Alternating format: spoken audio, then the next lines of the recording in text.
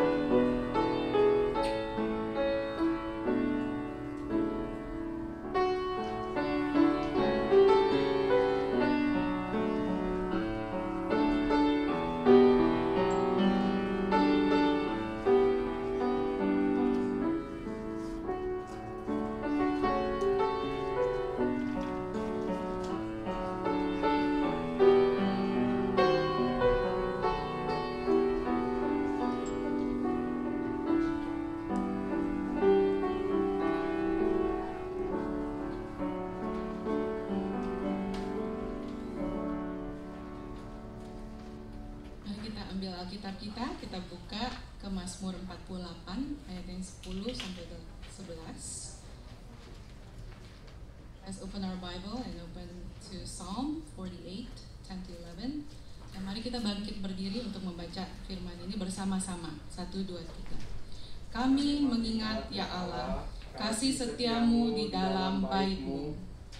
Kasih setia Tuhan besar, kasih nama Tuhan juga besar. God's love is great and God's name is great.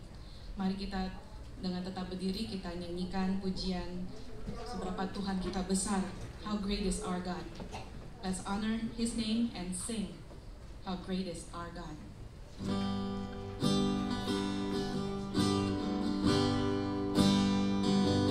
How great is our God.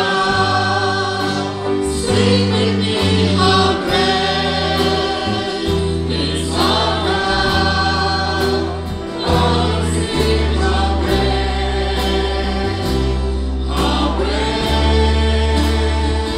is our God. Let's sing it again, how great is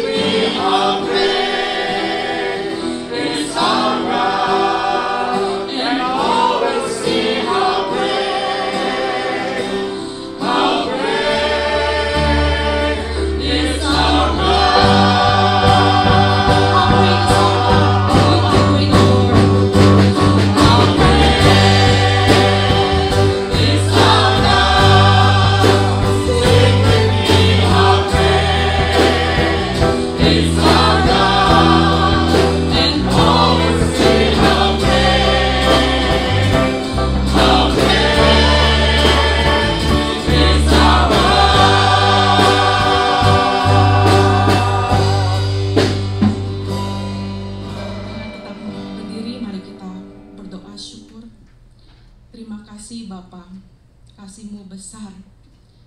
Engkau terlebih dahulu mencintai dan mengampuni kami.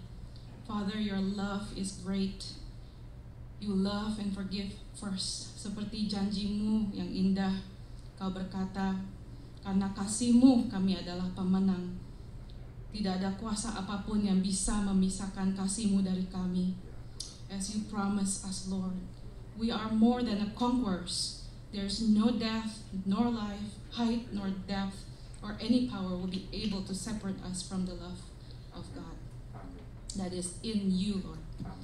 Terima kasih untuk janji-Mu karena Engkau selalu melakukan apa yang sudah Kau janjikan. Thank you for your promises because you always keep your promises. Amen. Silakan duduk, you may sit.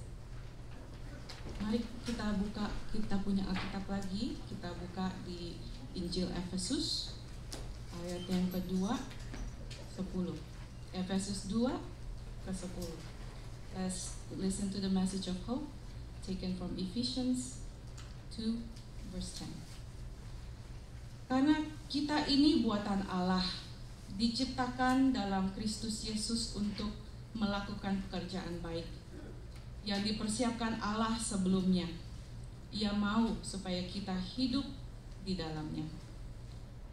Biarlah kita boleh terus meminta kekuatan dari Tuhan supaya kita terus setia, supaya kita bisa melakukan perbuatan yang baik, dan supaya kita terus bisa menikmati kasih Tuhan.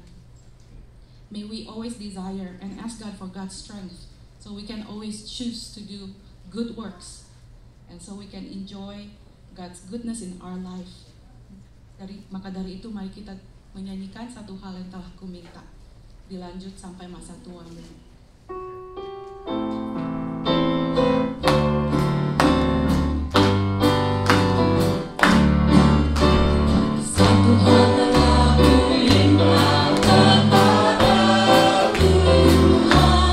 Di rumah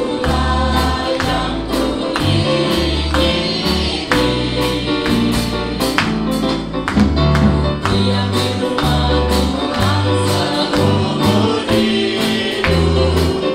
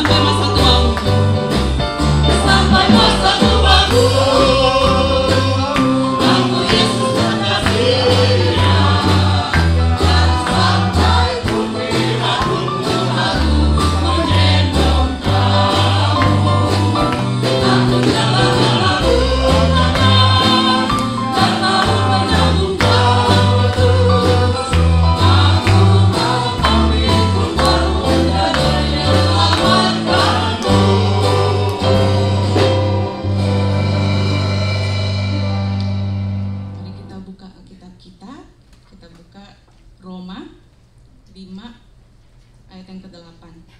Let's listen to God's message of forgiveness taken from Romans 5 verse 8. Mari kita baca bersama-sama bila saudara sudah buka. 1, 2, 3. Akan tetapi Allah menunjukkan kasih-Nya kepada kita oleh karena Kristus telah mati untuk kita ketika kita masih berdosa. Kalau ada seseorang yang mencintai kita dan mati bagi kita, selagi kita dalam dosa, maukah saudara mencari tahu siapa dia? Biarlah lagu ini bisa mengundang kita semua untuk mendengarkan undangan Tuhan yang lembut. If there's someone who loves us and died for us, would you want to know Him? May this song invite you to listen to our Lord's gentle invitation. Let's sing in the garden.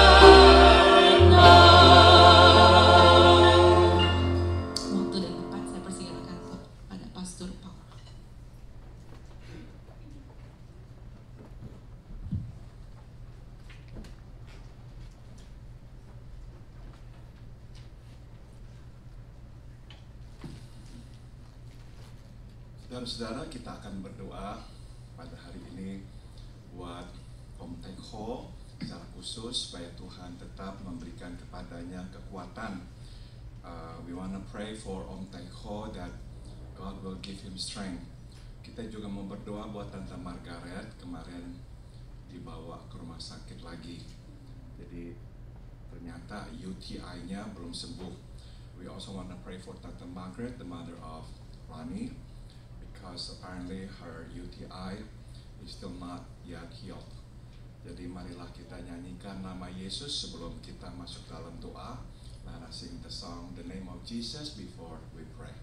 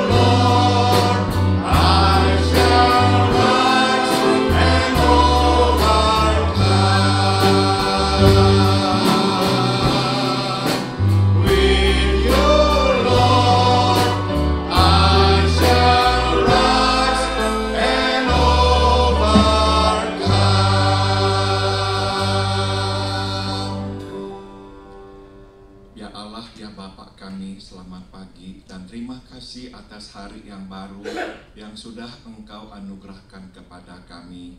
Our Heavenly Father, good morning, and we thank you for this new day that you have given us. Terima kasih kami boleh datang ke rumah-Mu untuk berbakti kepada-Mu. Thank you Father for inviting us to come into your house to worship you. Bapa, kami menengok ke belakang dan kami bersyukur atas berkat demi berkat yang Engkau limpahkan ke dalam hidup kami. As we look back, Father, we want to just give you thanks for blessing after blessing that you have bestowed upon us. Bapa, kami berterima kasih Engkau mencukupi kebutuhan kami sehingga kami tidak kekurangan apapun. We thank you, Father, for meeting all our needs that to this day we have lacked nothing. Kami berterima kasih juga atas kesehatan yang Engkau berikan kepada kami sehingga kami bisa datang berbakti di rumah-Mu. We also give you thanks, Father, for the good health that you have blessed us with, that we can come into your house in person to worship you. Bapa, kami pun datang mengakui kami adalah orang-orang berdosa. Kami sudah tahu kehendak Bapa, tapi kami tidak selalu melakukannya. We also come before you to admit that we are sinners. We already knew what your will was, but we did not always obey you. Bapa dalam surga, ampunilah. Biarlah darah-Mu yang sudah Kau curahkan di kayu salib kembali membasuh kami. So we pray, Heavenly Father, please forgive us, and may your blood that you have shed on the cross for us wash us clean once again. Dan biarlah di hari mendatang kami hidup lebih seturut dengan kehendak-Mu. And we pray, may in the days to come, we will live in accordance to your will. Bapa dalam surga, kami berdoa buat bala bencana yang menimpa berbagai bagian dunia ini, seperti juga di Amerika Serikat, di mana kebakaran hutan terus terjadi. Heavenly Father, we also want to lift up our prayers for the many natural disasters, Lord, that we have been experiencing. We pray for the forest fires, the wildfires that have been raging, especially on the western states of the U.S. Bapa, biarlah Engkau yang turunkan hujan, menghentikan menjalarnya api ini. We pray, Father, may you send us rain to stop this fire. Kami juga berdoa biarlah Bapa melindungi orang-orang yang kebanjiran karena kebanyakan hujan. Biarlah Engkau juga selamatkan mereka. We pray, Father, for those who are suffering because of the flood. They have lost their homes. They have to be displaced. May you be with them and help them as well. Kami juga berdoa bagi kekacauan yang sekarang terjadi di Afghanistan. Begitu banyak orang yang hidup dalam ketakutan. Bapa, berbuatlah sesuatu. Selamatkanlah rakyat Afghanistan. We also pray, Father, for what's happening now in Afghanistan. Many are terrified. Oh, Heavenly Father, please intervene. Please, Lord, do something. Bapa, kami juga naikkan doa buat Om Teko, biarlah Tuhan memberikan terus kepadanya kekuatan. We pray, Father, for our brother Om Teko. May you give him strength, Lord. Kami juga berdoa buat Tante Margaret. Biarlah Engkau sembuhkan dia supaya infeksinya reda dan dia boleh kembali pulang. We pray for Tante Margaret. We pray for the infection that she has been suffering from. May you touch her and heal her that she can be discharged home. Bapa, kami juga naikkan doa buat Om Arthur. Berilah kepadanya kekuatan menjalani perawatan minggu demi minggu. Biarlah Tuhan Kau lindungi supaya tubuh Om Arthur tetap sehat. We pray for Om Arthur. We pray for strength that he needs to go through treatment week after week. And we pray, may you keep him healthy. Bapa, kami juga naikkan doa buat Stephanie dan Mira. Biarlah Tuhan terus memberikan kepada mereka kekuatan dan kesehatan. We pray for our sister Stephanie and Mira. may you continue, Father, to strengthen them, to give them good health. Kami juga berdoa buat Herwi, biarlah Tuhan jamah dan sembuhkan dia. We pray for Herwi that you will touch her and heal her, Father. Kami berdoa buat Tante Elvir. Kami berterima kasih atas kemajuan yang boleh dialaminya. Teruslah Engkau sembuhkan Tante Elvir, Papa. We thank you, Father, for progress made by Tante Elvir. We pray, may you continue to heal her, Father. Kami juga mengingat Andri. Terima kasih juga atas kemajuan yang boleh dialaminya. Biarlah terus Engkau bekerja dalam hidupnya sehingga Andri makin hari makin sehat. We pray also for Andri. We give you thanks for many progresses that she has made. May you continue to touch and to heal her, Father. Kami berdoa juga buat Om Peter Subadia. Biarlah Bapak juga menjamahnya, memberikan kepadanya kesembuhan dan memberikan kekuatan sehingga bisa kembali berjalan. We pray for Om Peter Subadia. May you touch and heal him. May you give him strength, Father, that he can once again walk. Kami mengingat juga Om David Sugita. Biarlah Tuhan terus berikan kepadanya kekuatan dan kesembuhan. We remember Om David Sugita. May you continue, Father, to strengthen him and to heal him. Bapa, kami berdoa buat siapapun yang tengah mengalami sakit penyakit, yang tengah mengalami pergumulan. Biarlah Bapa ulurkan tangan, menjamah, menolong mereka. And we pray, Father, for whoever is sick, whoever is having personal struggles, may you extend your hands and touch them and heal them and help them. Bapa, terima kasih. Sekarang berbicaralah, kami siap untuk mendengarkan firman-Mu. And now we pray, Father, please speak to us. We are ready to listen to you. Dalam nama Tuhan kami Yesus Kristus, kami berdoa. In the name of Jesus, our Lord and our Savior, we all pray. Amen.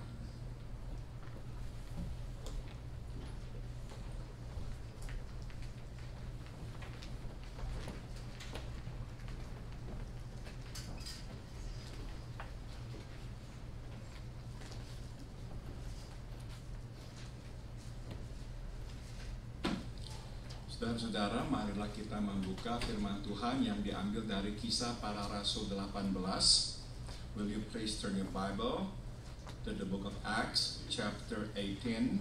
Kita akan membaca ayat 9 hingga ayat 11. And we are going to read from verse 9 to verse 11. Kisah Para Rasul pasal 18, ayat 9 hingga ayat 11, the book of Acts chapter 18, verse 9 to verse 11. Marilah kita bangkit berdiri untuk pembacaan firman Tuhan. Will you please stand for the reading of the scripture? Kisah Para Rasul 18, ayat 9 hingga 11. Saya membaca ayat 9, saudara membaca ayat 10, dan 11 kita membaca bersama-sama. Pada suatu malam berfirmanlah Tuhan kepada Paulus di dalam suatu penglihatan, jangan takut, teruslah memberitakan firman dan jangan diam.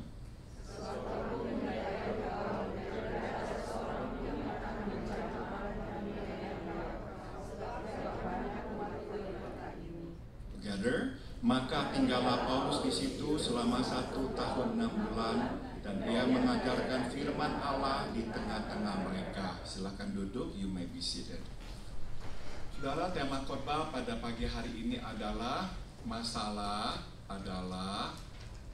materi bangunan dari Tuhan. The theme of today's message is problems are God's building materials. Saudara, hidup kadang dapat penuh dengan banyak tantangan. Life can be full of challenges. Nah, ada tantangan yang datang seperti yang kita sudah antisipasi, tapi ada kalanya datang secara tidak dapat kita duga. Some come expectedly, but some come unexpectedly. Nah, misalkan saudara belum lama ini Santi mendengar kabar tentang seseorang yang kami kenal di dalam pelayanan kami yang lampau.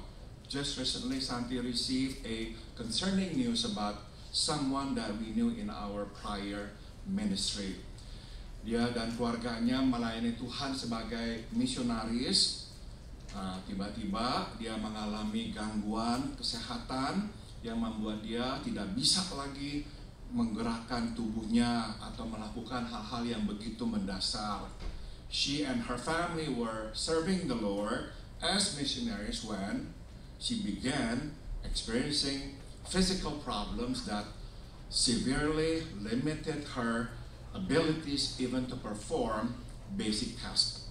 Akhirnya dia dibawa kembali ke Amerika Serikat, dan setelah diperiksa oleh dokter ditemukan dia mempunyai tumor di otaknya. Consequently, she was brought back to the US, and after examination, the doctors found a tumor on her brain.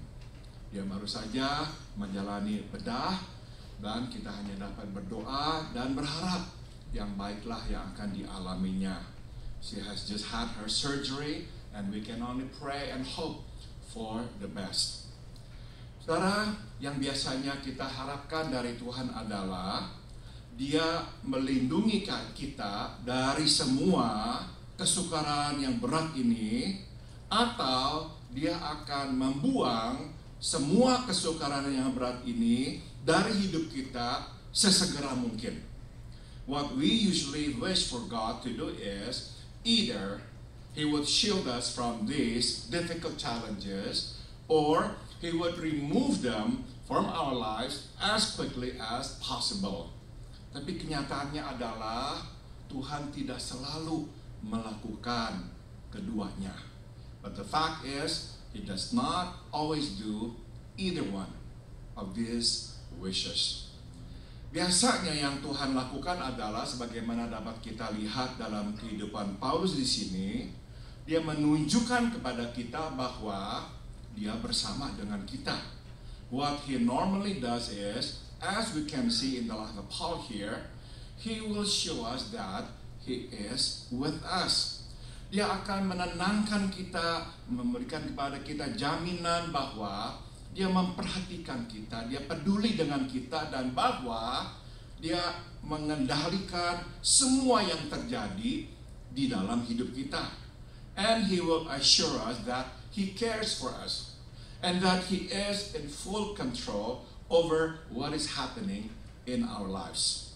Dan terlebih penting lagi, Dia akan memberitahukan kita bahwa kita ada di dalam kehendak-Nya, dan bahwa kesukaran yang berat ini yang kita sedang alami juga berada di dalam kehendak-Nya. More importantly, He will let us know that we are in His will, and that this hardship we are experiencing is also in His will. Nah, saudara, marilah sekarang kita melihat firman Tuhan yang telah kita baca ini. Now let us delve into this passage. Saudara, Paulus tentulah terkejut sewaktu melihat Krispus, pemimpin rumah ibadat orang Yahudi itu, datang percaya kepada Yesus. Paul must be surprised to learn that Crispus, the leader of the synagogue, comes to faith. Dia tidak menduga, dia beranggapan tidak ada orang yang berespons atau memberi tanggapan terhadap Injil Yesus. He does not see it coming. He thinks no one responding to the gospel. Namun tiba-tiba karya atau pekerjaan yang dilakukannya mulailah membuahkan hasil. But suddenly, the work starts to bear fruit. Saudara, sudah tentu Paulus sangat berbesar hati, tapi pada saat yang sama, tampaknya dia juga mengalami ketakutan. Paul is encouraged, but at the same time, fear begins to sneak in. Mungkin dia mau berpikir-pikir apa yang akan terjadi kemudian. Perhaps he starts thinking of what might happen next. Saudara, bahkan sebelum pertobatan Krispus, ya, si pemimpin rumah ibadat ini, orang Yahudi di Korintus tidak begitu ramah terhadapnya. Even before the conversion of Crispus, the Jews in Corinth are so unfriendly, to say the least.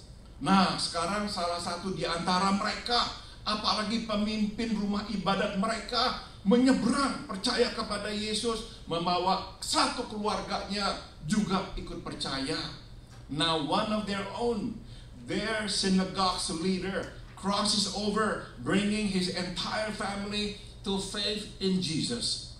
Nah, Paulus jadinya tidak bisa membayangkan, waduh, bagaimana nanti mereka semua ini bereaksi mendengar berita ini. Paul simply cannot imagine how they will react to this news. Nah, sebagai manusia normal, dia rasa takut. And as a normal human being, he cannot help but feel afraid.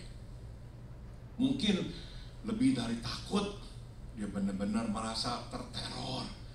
Perhaps more than afraid, he feels terrified. Meskipun dia tidak mengatakannya kepada Tuhan, tapi Tuhan sudah tahu. Even though he does not tell about how he feels, God already knows. Nah, malam itu, sewaktu Paulus tidur, Tuhan berbicara kepadanya lewat sebuah visi. And that night in his sleep, God speaks to Paul in a vision. Dia berkata, jangan takut, teruslah berbicara, jangan diam. He says, do not be afraid, keep on speaking, do not be silent. Karena aku bersamamu, dan tidak seorang pun yang akan menyerangmu dan membahayakanmu, karena banyak umatku di kota ini. For I'm with you, and no one is going to attack and harm you, because I have many people in this city. Saudara, Tuhan tahu Paulus itu takut dan bahwa jiwanya gundah. God knows Paul is terrified and that his soul is so troubled. Itu sebab Allah memilih untuk menghampiri Paulus dan memberikan kepadanya jaminan bahwa dia beserta dengan Paulus, bahwa dia peduli dengan Paulus, dan bahwa dia menguasai semua yang tengah terjadi. And that is the reason God chooses to come to Paul and to reassure him that he is with Paul and that he cares for him and that he has everything under control. Paulus tidak perlu takut. Paul need not be afraid. Nah, jadi inilah pelajaran pertama yang bisa kita petik. So here's the first lesson we can glean. Dalam kesusahan yang besar, sewaktu kita tidak dapat mengutarakan apa yang kita rasakan, Tuhan sudah tahu. In times of great distress, when we cannot even express how we feel, God already knows. Kadang kita ini berpikir Tuhan hanya akan bertindak setelah kita berdoa. Sometimes we think that God will only act after we pray. Jika kita tidak berdoa, maka Tuhan tidak bertindak. If we do not pray, God will not act. Atau kita beranggapan Tuhan hanya tahu masalah kita bila kita memberitahukannya. Or worse yet, we think that God will only know our trouble if we tell Him. Tidak, saudara. Tuhan itu lebih dekat dengan hati kita daripada telinga kita. You see, God is closer to our hearts than our ears are. Di Roma pasal 8 ayat 26 dan 27, Paulus maka berkata, demikian juga Roh membantu kita di dalam kelemahan kita. Sebab sewaktu kita tidak tahu bagaimana sebenarnya kita harus berdoa, ya, Roh sendiri berdoa untuk kita dengan keluhan-keluhan yang terlalu dalam untuk diungkapkan lewat kata-kata. Dan Dia menyelidiki hati kita. Dan Dia tahu apa yang ada dalam pikiran Roh. Karena Roh berdoa bagi orang-orang kudus sesuai dengan kehendak Allah. The Spirit helps us in our weakness. For we do not know what to pray for as we ought, but the Spirit Himself intercedes for us with groanings too deep for words. And He who searches hearts knows what is in the mind of the Spirit, because the Spirit intercedes for the saints according to the will of God.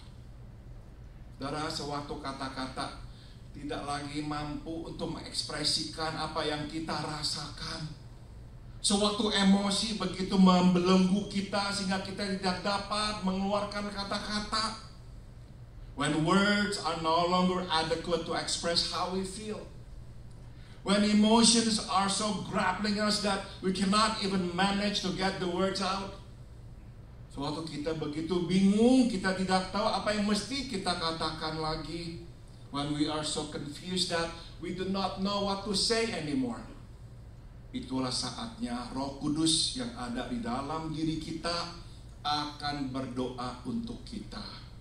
That is the time when the Holy Spirit who is in us will pray for us. Dia akan membawa permohonan doa kita kepada Bapa di surga. He will bring our petitions before our Heavenly Father. Nah, jadi saudara, yang terpenting adalah bukan ucapan doa kita, tapi roh doa kita. So you see, what is important is not the words of prayer, but rather the spirit of prayer. Dan roh doa adalah kita datang kepada dan diam di dalam kehadiran Allah. And the spirit of prayer is coming to and abiding in the presence of God. Dan itu yang terpenting. And that is what matters. Karena Tuhan sudah tahu bahkan sebelum kita mengucapkan doa kita. God already knows before He even hears us pray. Mari kita lanjutkan. Let's move on. Saudara, Tuhan tidak berjanji kepada Paulus bahwa ia akan membuang semua bahaya ini, atau dia akan menyingkirkan Paulus dari bahaya ini. You see, God did not promise Paul that He would remove all this danger, or that He would remove Paul from this danger. Tidak. Sebaliknya malahan Tuhan berkata kepada Paulus, jangan diam, teruslah berbicara. On the contrary, God told Paul not to be silent, but to keep on speaking. Nah saudara, berdasarkan hikmat manusia, kita bisa berkata, ini tidak bijaksana. By human's wisdom, that was not wise. Saudara, Paulus sudah dapat membayangkan reaksi orang Yahudi suatu mendengar berita bahwa pemimpin rumah ibadat mereka sekarang sudah menjadi orang Kristen. Paul could already imagine the reaction of the Jews upon hearing the news that their synagogue leader had now become a Christian. Tidak usah dia berkata apa-apa, dia sudah langsung berada dalam bahaya. Tapi sekarang malahan Tuhan berkata kepadanya, jangan diam, terus bicara. Without he saying anything, he was already in grave danger. But now God told him not to be silent, but keep on speaking.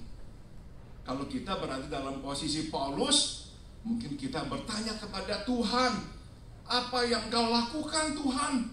Apakah Engkau mau kami mati? If we were in his shoes, perhaps we would ask God, what are you doing, Lord? Are you going to get us killed? Nah, jadi inilah pelajaran yang kedua yang bisa kita petik.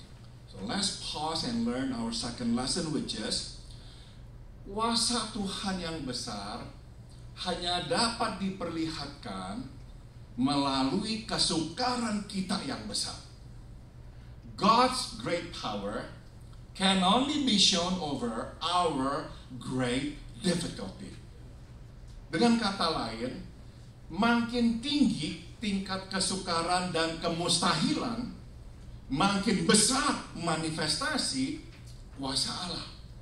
Simply put, the higher the degree of difficulty and impossibility, the greater the manifestation of God's power.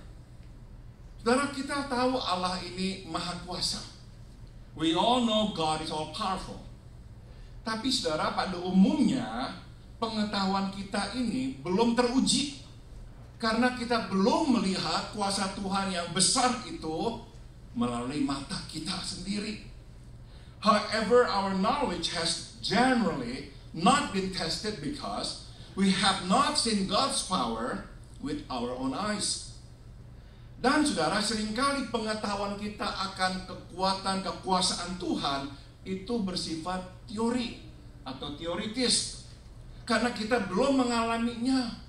Further, our knowledge of God's power is theoretical because we have not experienced it ourselves. Nah, untuk menjadikan ini personal, pribadi, Tuhan harus merentangkan pengetahuan kita dan memasukkan kita ke dalam realitas, yaitu di dalam situasi yang mustahil.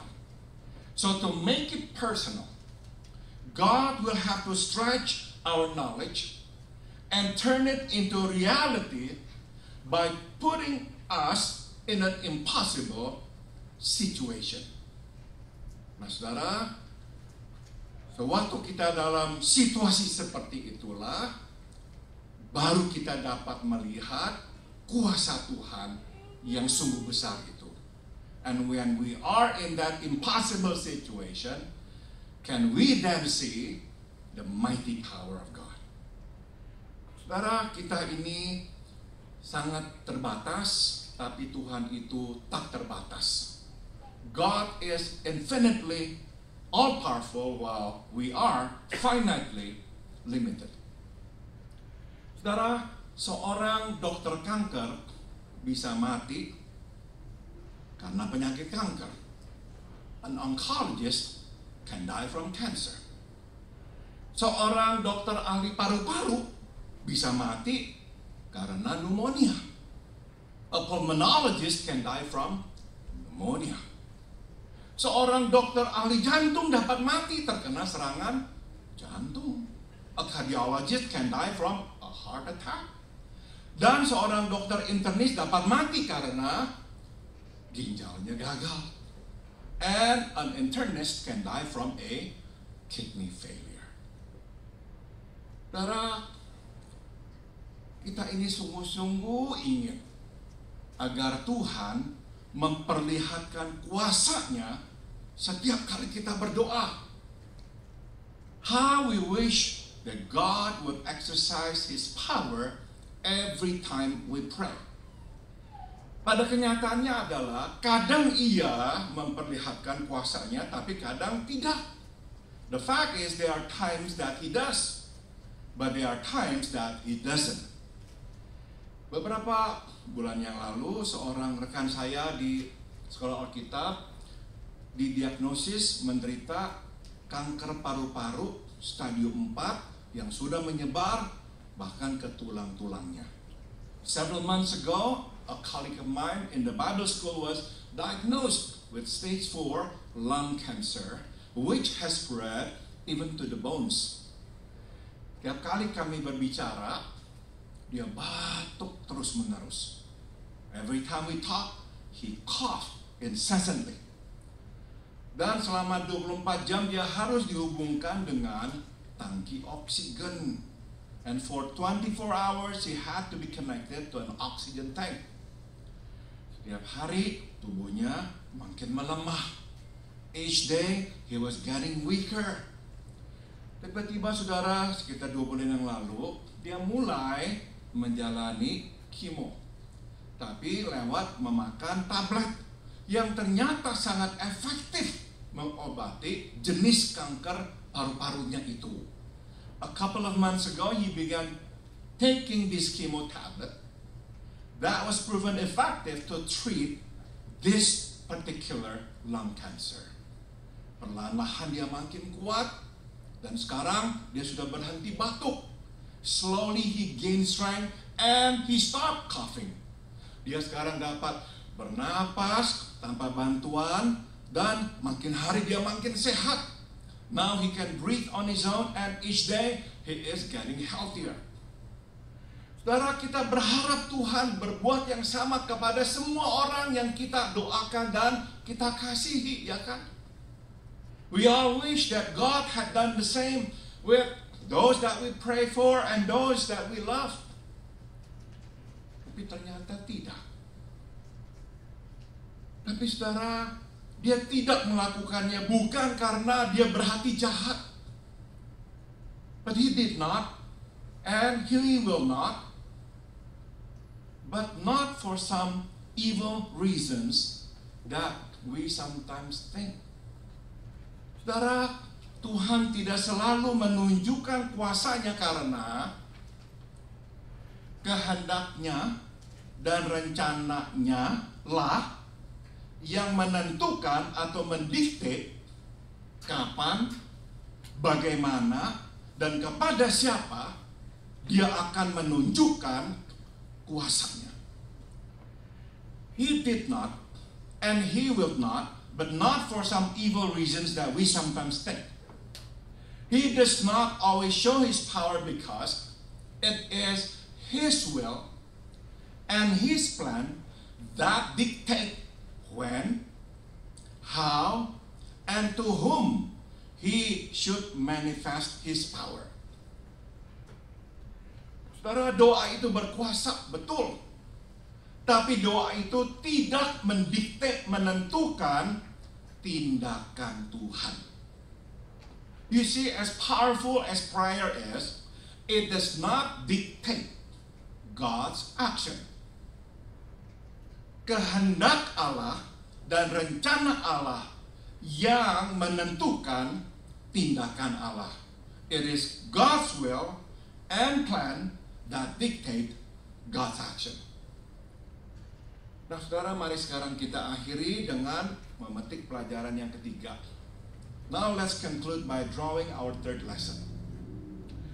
Tuhan kita Yesus berkata kepada Paulus bahwa ia bersamanya, dan tidak ada seorang pun yang akan membahayakannya karena ia mempunyai banyak umatnya di kota Korintus. Jesus told Paul that he was with him and that no one would harm him because he had many people in the city. Ternyata, saudara, tanpa diketahui oleh Paulus, Tuhan Yesus sudah menempatkan orang-orangnya di Korintus. Unbeknownst to Paul, Jesus had already planted his people in Corinth. Orang-orang ini mungkin pedobat baru, tapi bisa jadi mereka bukan orang Kristen, namun simpatik, ramah terhadap Paulus dan Injil Yesus Kristus. These people might be the recent converts, but they might also be non-Christians who were sympathetic to Paul and the gospel of Jesus Christ. Dan ternyata bukan sedikit, tapi banyak, kata Tuhan. And there were many, not a few. Nah, jadi ini pelajaran ketiga yang bisa kita petik. Here's then the third lesson we can learn. Yesus selalu berjalan satu langkah di depan setiap langkah yang kita ambil. Jesus is always a step ahead of every step that we take. Kita tidak bisa berlari lebih cepat dari Tuhan. We cannot outrun God. Kita tidak bisa lebih pandai daripada Tuhan. We cannot outsmart God. Dan kita tidak bisa merencanakan lebih baik daripada Allah. And we cannot outplan God. Dia selalu satu langkah di depan kita. He's always a step ahead of us. Nah, ini memberi kepada kita damai dan penghiburan. And this gives us peace and comfort. Saudara, karena kita tidak bisa mengalahkan Tuhan, maka pilihan kita hanya dua. Since we cannot beat God, we're only left with two choices. Pertama, kita tunduk kepadanya atau kita terus melawannya. Either we submit to Him or we continue fighting Him. Saudara, pilihan pertama, tunduk kepadanya, akan berakhir dengan pembangunan. Pilihan kedua, terus berkelahi dengan Tuhan, akan berakhir dengan kehancuran kita. The first alternative will end in our construction. Kita terus dibangunkan. God will continue to construct us, to build us. Tapi kalau kita terus berkelahi melawan Tuhan, akhirnya kita akan hancur. But if we continue to fight God, the end is very clear. Our destruction. Jadi saudara, tunduklah kepadanya. So, submit to Him. Saudara, itu tidak berarti Tuhan akan memberikan kepada kita karpet merah untuk kita berjalan. It doesn't mean that He will give a red carpet for us to walk on. Tapi Dia akan memberikan tangannya kepada kita sehingga kita dapat memegangnya. No, but He will give us His hands to hold on to. Dia tidak akan membuat segalanya itu gampang dan lancar. Tapi Dia akan membuat kita kuat dan sehat secara rohani.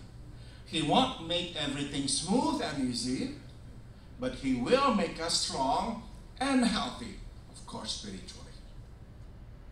Nah, saudara, dalam pelayanannya berkali-kali Corrie ten Boom belajar kebenaran ini. Yaitu apa, saudara? Dia belajar bahwa Tuhan memakai problem sebagai materi bangunan untuk mujizatnya. Throughout her ministry, Corrie ten Boom saw the truth of this lesson. She learned early on, and that is that God uses our problems as building materials for His miracles. Saudara, Tuhan tidak akan pernah kehabisan bahan bangunan untuk mujizatnya. Karena sebagaimana kita tahu, hidup ini penuh dengan problem. You see, God will never lack building materials for His miracles because, as we know, life is full of problems. Jadi setiap kali kita melihat problem, kita mau melihat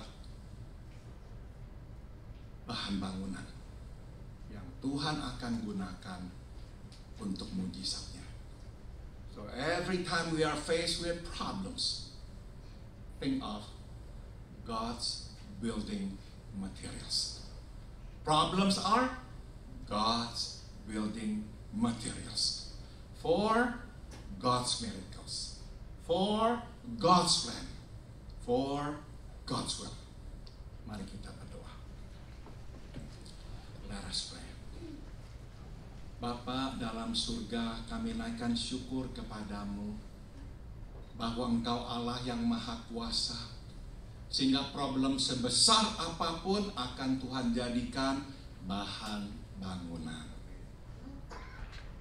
Heavenly Father, we are so awed, knowing that you are so almighty that our problems are going to be just your building materials that you will use for your miracles, for your plan, and for your will. Bapa, seperti kepada Paulus, Engkau sudah bersabda, jangan takut. Bersabdalah juga kepada kami, jangan takut. As you said to Paul, do not be afraid. We pray, Father, please speak to us. Do not be afraid. Seperti Engkau berkata kepada Paulus, aku besertamu. Biarlah Engkau sekarang berkata kepada kami, aku besertamu. And as you said to Paul, I am with you. Please now speak to us. Reassure us. You are also with us. Terima kasih Tuhan Yesus. Dalam nama-Mu kami berdoa. Thank you our Heavenly Father. In your name we all pray. Amin. Terima kasih.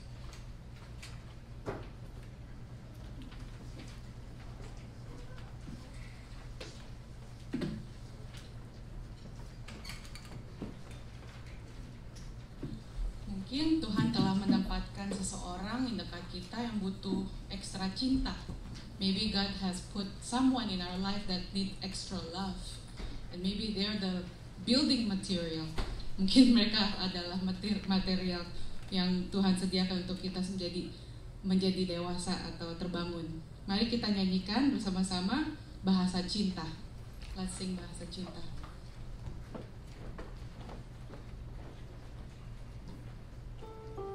Hallelujah.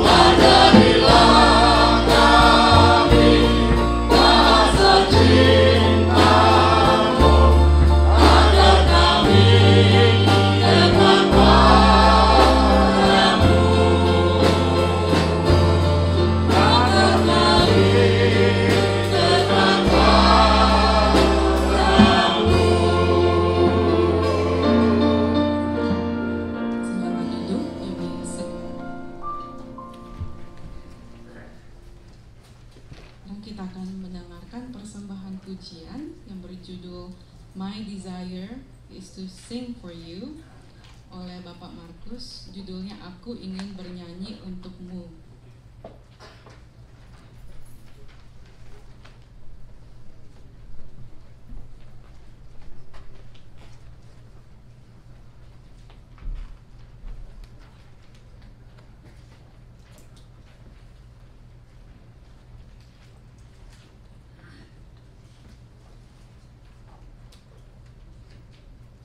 Saudara-saudara, terima kasih Tuhan berikan saya kesempatan untuk mempersembahkan lagu ya.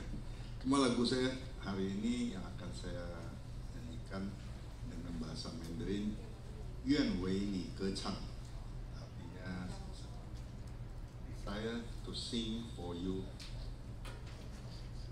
Isinya, thank you for letting me sing for you, my dear Jesus. Life is short and cannot be repeated. Time goes and never stays. May I sing for you in the limited time.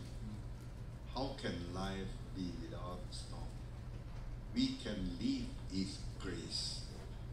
Since you are alive, you must live a meaningful life. I want to use the most beautiful voice to sing your boundless love. I want to use the nicest sound telling your endless grace. You are worthy of great praise. You are worthy of worship. You are worthy of respect. I wish to sing for you all my life. I am keeping singing and keeping praising. Sorry, English saya, English Indonesia.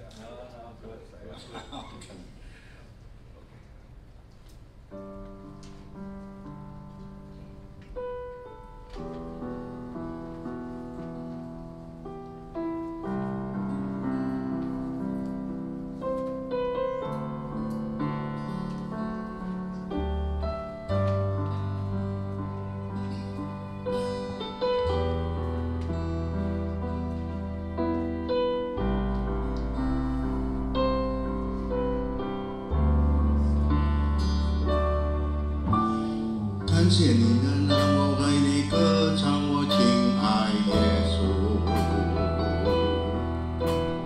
感谢你能让我为你歌唱，我亲爱耶稣。短暂无法重来，时光一去不停留，也我在有限的时光里为你歌唱。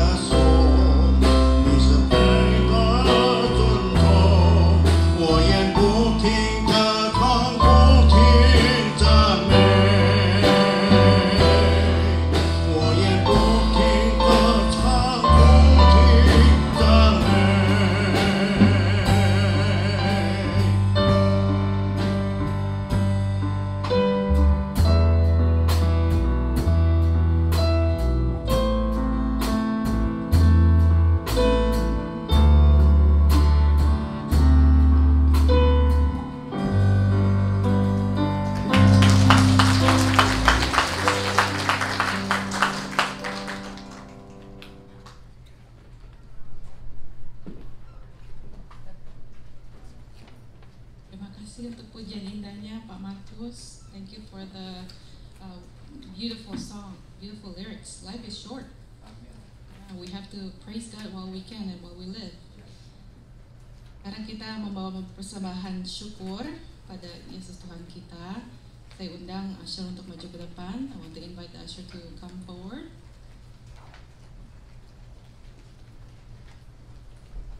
Selagi persembahan diadakan, kita akan mendengarkan pujian Aku Tahu Tuhan Menguasai Hari Esok oleh Ibu Sophia Lim. Mari kita berdoa dulu sebelumnya.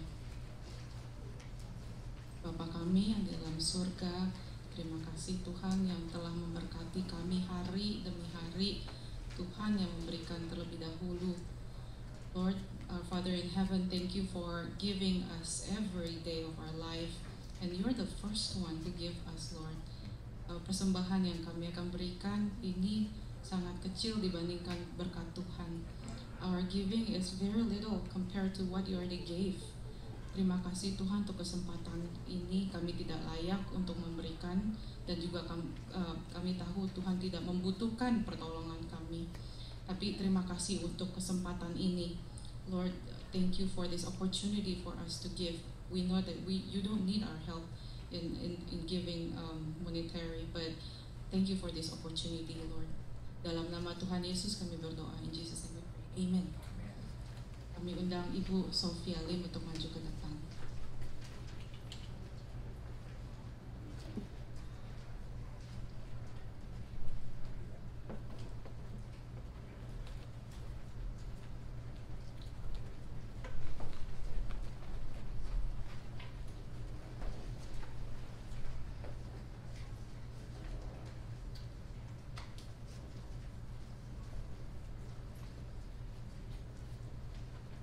Saudara-saudaraku sekalian, selama masa pandemi aku tidak pernah nyanyi di sini, tapi ini hari aku nyanyi. Aku tahu Tuhan menguasai hari esok. Hari esokku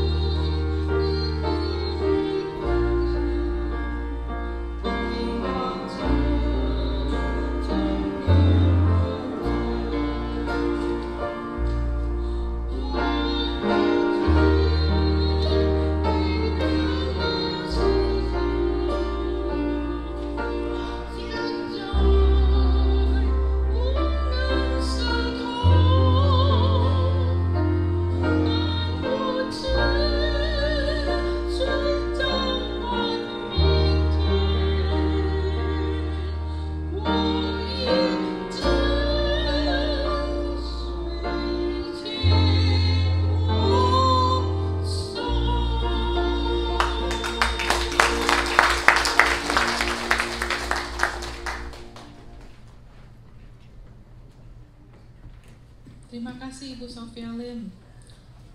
Tahu Tuhan yang mengatur ya, Tuhan yang penuh kuasa.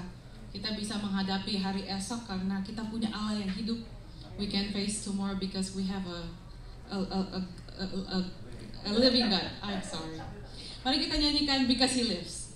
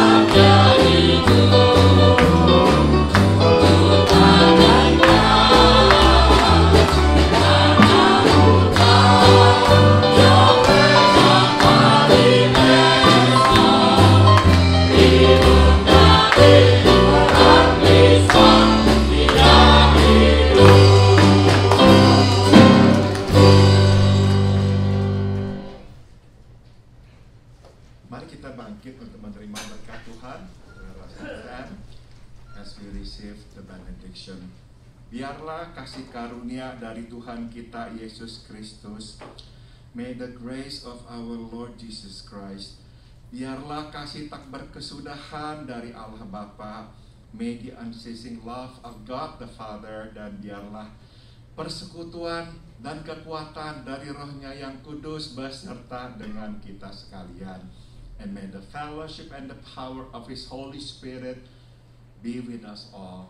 Dari sekarang sampai kita berjumpa dengan Tuhan kita Yesus di sorga nanti.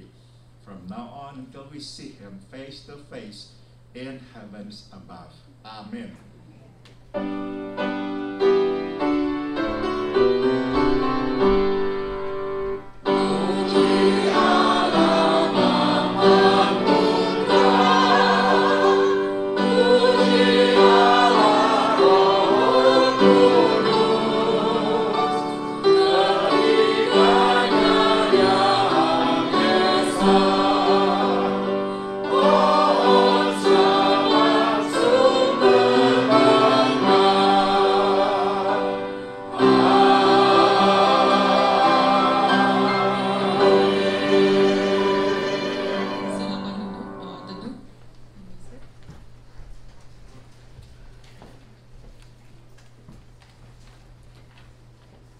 Memohon perhatian saudara untuk melihat beberapa pengumuman. I would like to direct your attention to the announcement.